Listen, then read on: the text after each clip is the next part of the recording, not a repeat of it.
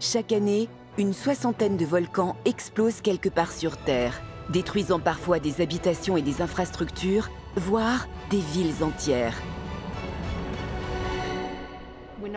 On ne peut pas arrêter l'éruption d'un volcan. Ce que l'on peut faire, c'est essayer de minimiser son impact sur les gens, sur les infrastructures. Pourtant, il arrive parfois que la catastrophe ne laisse pas le temps aux populations de s'échapper. Ce fut le cas le 8 mai 1902.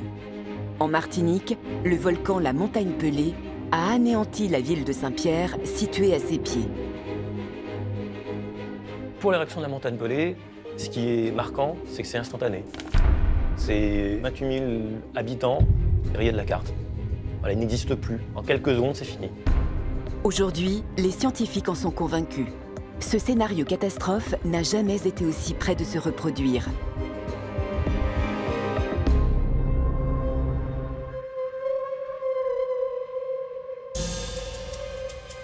La Montagne Pelée est située au nord de la Martinique.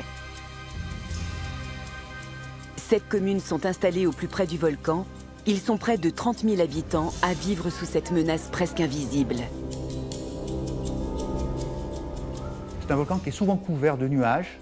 Il ne se dégage qu'une fois par semaine environ. Donc quand il se dégage, c'est un peu la fête. On le photographie, on le regarde. Ce volcan présente un dôme à son sommet, constitué de lave solidifiée en fait finalement. Et ce volcan va surplomber la ville de Saint-Pierre, la baie de Saint-Pierre.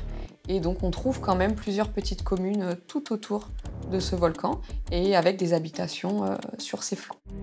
Chaque jour, les scientifiques de l'Observatoire volcanologique et sismologique de la Martinique sont en alerte. Sur les flancs de la Montagne Pelée, les capteurs sont formels, les séismes sont de plus en plus fréquents. 120 ans après avoir déchaîné sa colère, la Montagne Pelée est-elle en train de préparer son réveil? On a une recrudescence de l'activité. Entre les années 1980 et 2019, on avait en moyenne 2 séismes volcaniques par mois, alors que depuis le début des années 2019, on est plutôt aux alentours de la trentaine de séismes volcanotectoniques. Des séismes dont l'intensité n'est pas encore ressentie par la population, ce qui n'empêche pas les autorités de les prendre très au sérieux. On va enregistrer une activité sismique plus soutenue qui peut témoigner d'un changement de comportement du volcan. Et la Montagne Pelée donc passe en vigilance jaune à partir de la fin de l'année 2020.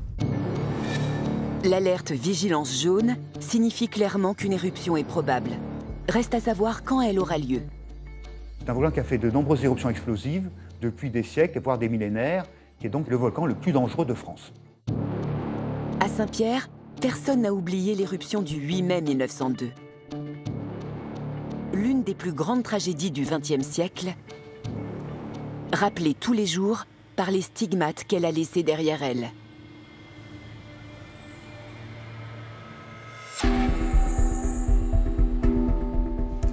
Cette catastrophe du 8 mai 1902 était pourtant annoncée par de nombreux signes avant-coureurs. La phase éruptive débute au mois de février, quand une odeur de soufre se répand sur Saint-Pierre et dans les habitations, l'argenterie noircit dans les écrins, ce qui est un petit peu inquiétant. Quelques semaines avant la catastrophe, de petites éruptions se produisent, principalement constituées de vapeur d'eau. On les appelle des éruptions phréatiques. Le magma, donc le réservoir qui est stocké à peu près à 8 à 10 km de profondeur, commençait donc à se mettre en mouvement. Et ce magma qui est remonté, il entraînait un réchauffement des nappes phréatiques. Elles se sont vaporisées. C'est la mise en pression de ces nappes phréatiques et leur détente brutale qui vont donner des explosions. Et donc il y a eu une série d'explosions qui ont commencé le 23 avril jusqu'au 8 mai. À Saint-Pierre, situé à seulement 5 km du volcan, l'obscurité se forme. Pourtant, la population ne va pas fuir. Il faut dire que des explosions phréatiques ont eu lieu quelques dizaines d'années auparavant et n'ont causé aucune destruction. Cette fois, c'est un tout autre scénario qui va se dessiner. Un scénario funeste que les habitants de Saint-Pierre n'auraient jamais pu imaginer. Le 8 mai 1902, à 8h02, là, tout change. C'est l'explosion.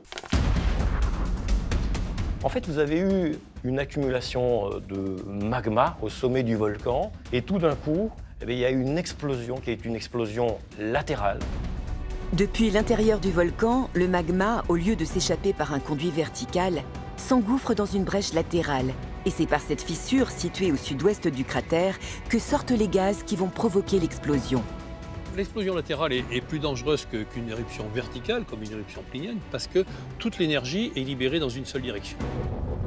Cette explosion génère une coulée turbulente de cendres, de blocs et de gaz, fonçant à une vitesse de 500 km/h à une température de 250 degrés. Elle déferle vers l'est dans la vallée de la rivière Blanche en direction de Saint-Pierre et détruit une zone triangulaire de 56 km². C'est l'apocalypse en quelques instants, puisqu'il faut quelques minutes seulement pour que cette avalanche de matériaux brûlants, incandescents, arrive jusqu'au niveau des côtes. Extrêmement violente, cette masse de matériaux volcaniques propulsée à grande vitesse va créer une onde de choc atmosphérique. L'onde de choc en fait, va précéder de quelques secondes l'arrivée du matériel qui est expulsé. Il y a des études qui ont montré que en fait, finalement, les organes internes des corps humains ne résistent même pas à l'onde de choc. Et donc, la plupart des corps humains ne résistent pas à l'explosion en elle-même. Donc c'est comme si on avait une bombe atomique qui tombait tout de suite sur la ville.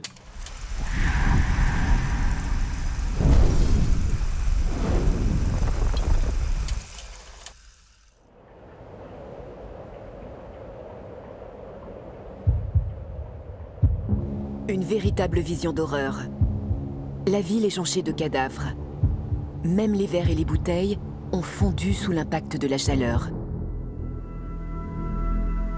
On pourrait se dire que l'éruption, à ce moment-là, s'arrête sur les côtes, mais ce n'est pas le cas en fait, parce que ces coulées pyroclastiques, elles peuvent continuer et aller jusque sur la mer et presque surfer sur l'eau.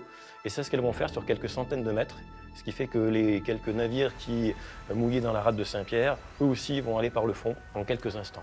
Il y aura 28 000 victimes. 28 000 victimes, c'est l'éruption la plus meurtrière du XXe siècle.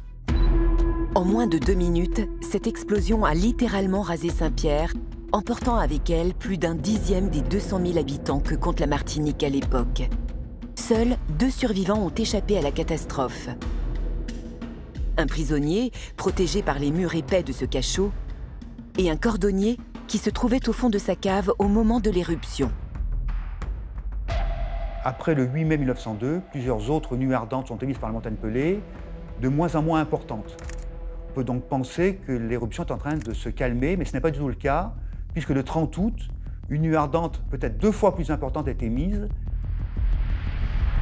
Et avec un angle d'ouverture qui est beaucoup plus large, puisqu'elle va affecter la zone de Saint-Pierre, mais elle va affecter aussi la ville de Morne-Rouge, détruisant une partie de la ville de Morne-Rouge et tuant 1500 personnes donc, dans cette ville.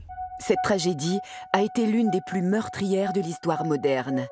Elle détient le triste record de nombre de victimes dues à une cause uniquement volcanique. Ce genre de volcan peut vivre des dizaines de milliers d'années, des centaines de milliers d'années. La montagne Pelée a 300 000 ans, elle peut vivre encore 100 000 ans ou plus. Donc le but, c'est d'apprendre de ce passé, de surveiller au présent pour qu'on soit capable de réagir au plus vite le jour où ça se reproduira. Parce que c'est certain, ça se reproduira.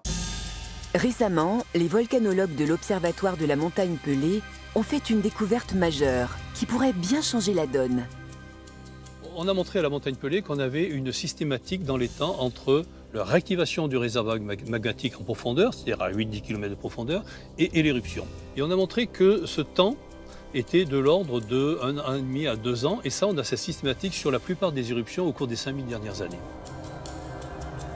Ça veut dire que si on avait une recrudescence de l'activité, avec une activité sismique profonde, importante, on pourrait considérer qu'on a peut-être 1 an et demi, 2 ans avant le début de l'éruption.